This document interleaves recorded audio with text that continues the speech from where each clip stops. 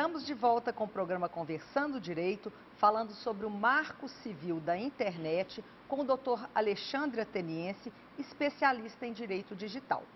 Ele estava nos explicando no bloco anterior sobre as origens das discussões que geraram o Marco Civil da Internet e ele vai continuar falando sobre isso conosco agora. Não é isso, doutor Alexandre? É isso.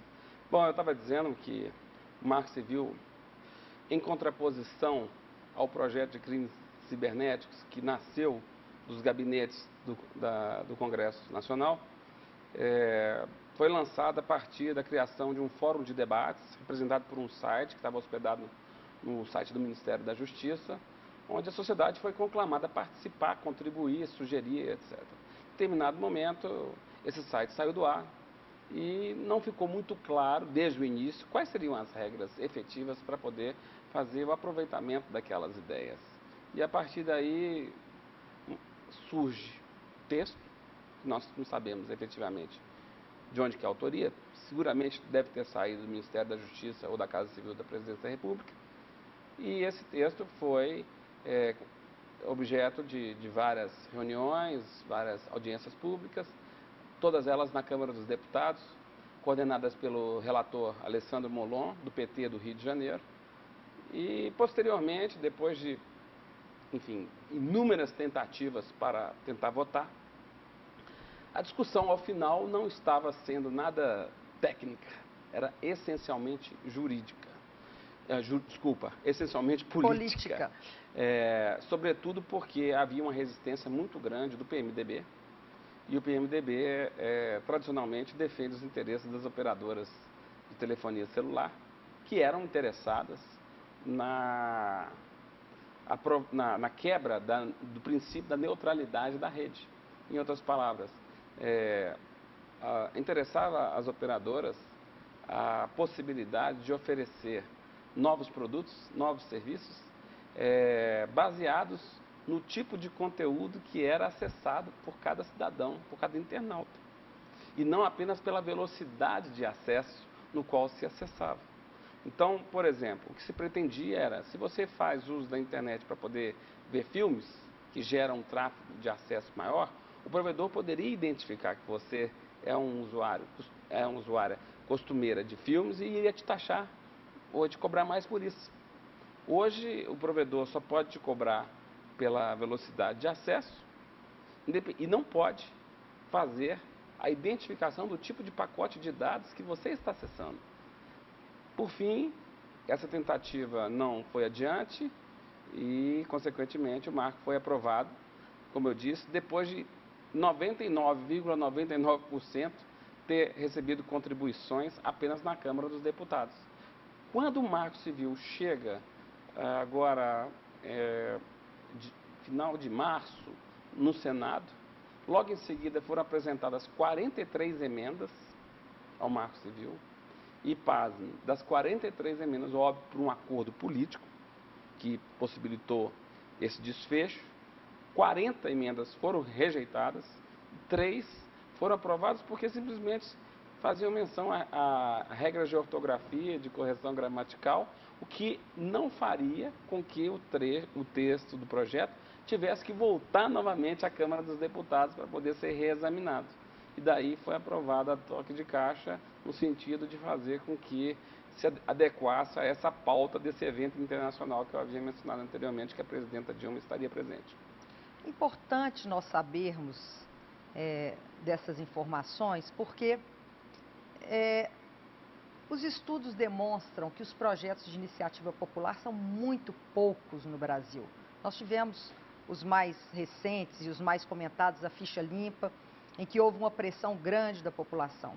E eu acho que a população precisa entender melhor esse processo legislativo, até que ela possa exercer a sua cidadania e fazer com que aquilo que é de interesse geral seja aprovado também com a mesma velocidade quando o governo quer que seja aprovado, não é isso? Sem dúvida.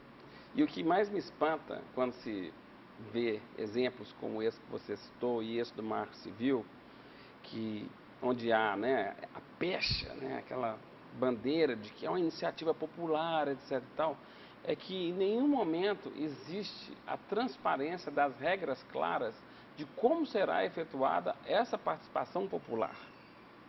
Ok, abre-se um site, coleta-se comentários, sugestões de vários segmentos, pessoas que realmente se debruçam e tal, mas daí haver um corte e gerar um texto, ou mesmo dar prosseguimento ao debate, é uma situação cujas regras não são tornadas a público definitivamente. Entendi. É a hora que entra a dança das cadeiras e fala mais quem pode mais. É uma caixa preta. É uma caixa preta onde, obviamente, prevalecem os interesses, os fortes interesses comerciais e nessa hora, situações, por exemplo, que eu vou citar, que eu acho que seria importantíssimo, por exemplo, que foram vetadas no Senado, por uma emenda rejeitada, uma emenda 43, por exemplo, um dos grandes problemas que nós temos hoje é o cidadão, na hora que vai denunciar, por exemplo, um perfil falso na internet, ou algum conteúdo ofensivo, ele tenta se comunicar com o provedor para poder denunciar o fato, mas o provedor não é obrigado a sequer responder dizendo, ok, recebi a sua denúncia,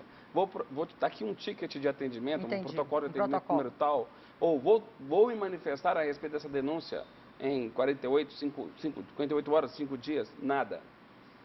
Ele não é obrigado a fazer nada. E nessa emenda tinha essa obrigação para poder tentar fazer uma isonomia de tratamento que ano passado nós tivemos no Código do Consumidor, que agora todas as empresas que praticam comércio eletrônico, que fazem venda pela internet, são obrigadas a ter um canal de atendimento pela internet para poder dar o exercício do direito ao arrependimento.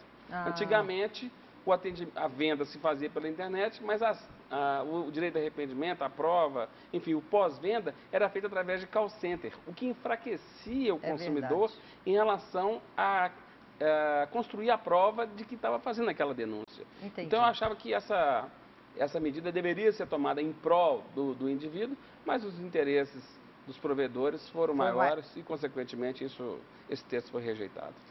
E para os usuários, aqueles que estão nas casas usando a internet, o que esse Marco Civil trouxe que vai mudar essa relação deles com o provedor?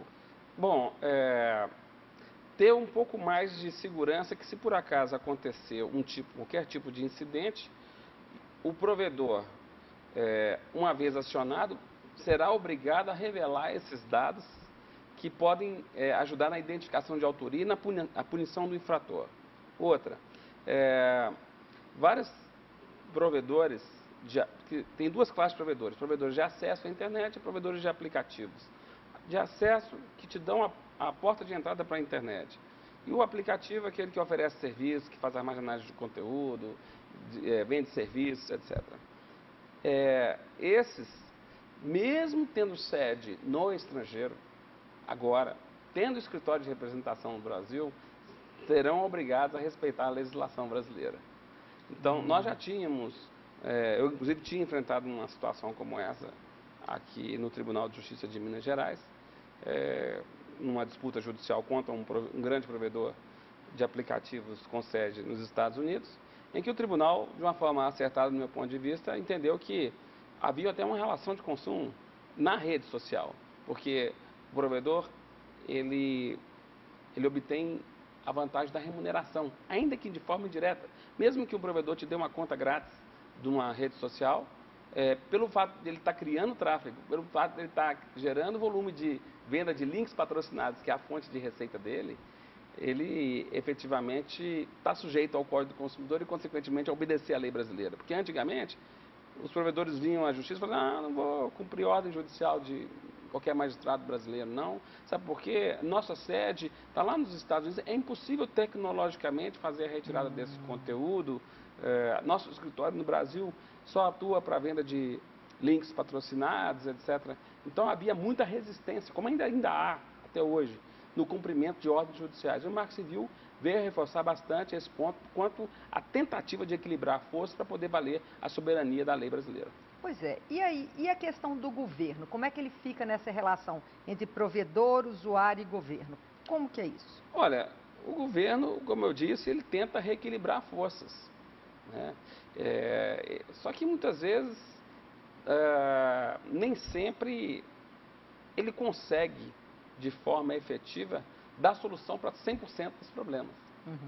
Então, por exemplo, existe casos, por exemplo, do Twitter, do Facebook, do Google, que são empresas potencialmente as maiores, né, na internet, todas elas já abriram escritório no Brasil. Então agora o governo consegue efetivamente fazer com que elas cumpram a ordem judicial brasileira. Entretanto, ainda vão existir outras empresas, como vou citar o nome daqui, de uma que é muito popular aqui no Brasil, chamada Tumblr, mas as pessoas fazem muito blog para ofender pessoas, cuja sede ainda é em Nova Jersey. E essas empresas não se sentem nem um pouco responsáveis. E é uma solução para cumprir a lei brasileira. Entendi. E essa é uma situação ainda que não encontra solução. Pois é. A mídia noticiou um caso terrível de um linchamento que houve de uma pessoa que um site teria publicado um retrato e essa pessoa teria sido confundida. Na verdade, a situação foi a seguinte: isso ocorreu dentro de uma rede social, Facebook, e o fato foi divulgado, essa informação, essa foto, tudo isso foi divulgado a partir de uma fanpage. O que seria isso? Fanpage dentro do Facebook seria o equivalente a um provedor qualquer oferecer espaço para você fazer um blog, um site pessoal. Ou seja, o espaço dentro desse provedor de aplicativos era de responsabilidade do titular da página. O titular da página, ao meu ver, ele falhou quanto a não divulgar de forma expressa termos de uso daquele espaço por meio da população. Então ele poderia muito bem dizer, olha, não vou divulgar assuntos que possam causar denúncia contra pessoas. Ele podia ter que a gente chama de um disclaimer, né? Seria uma forma de ter legitimidade para retirar conteúdos abusivos, ilícitos, impróprios, mas não fez. Então, no meu ponto de vista, ele, de certa forma, ele deu aso à realização desse ilícito. Acho difícil contextualizar o fato para poder puni-lo no ambiente penal, mas vejo com muita possibilidade de que ele seja responsabilizado pelos danos causados, que seria de legitimidade, obviamente, do espólio, né, por parte do ex-marido e da filha, e, consequentemente, ser responsabilizado por esse dano, porque, na medida que ele oferece recurso tecnológico e infraestrutura para que esses danos aconteçam, ele corre o risco. Qualquer pessoa que cria uma fanpage no Facebook ou um blog, ela é obrigada a zelar pelo conteúdo publicado por terceiros. Ela deve exercer continuamente o poder de moderação. Um blog, por exemplo, se você configurar, você não deixa que o terceiro publique automaticamente a informação qualquer. Você faz um filtro. Exatamente, a moderação.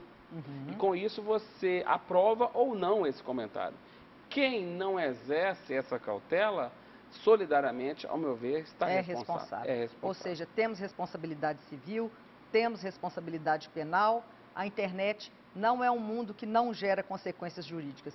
Gera e sérias, não é isso, doutor Alexandre? Quanto mais eu me defronto com situações como essa, todo o meu esforço é para tentar contextualizar os fatos com a repercussão jurídica e a aplicação da lei. Pois é, mas nós vamos gravar um outro programa porque o assunto é muito vasto e eu tenho a certeza que as pessoas estão muito interessadas em colher informação sobre isso. Agradeço a sua participação, foi muito valiosa para todos nós. Eu, mais uma vez, agradeço a oportunidade, estarei sempre à sua disposição. Muito obrigada, até o próximo programa Conversando Direito.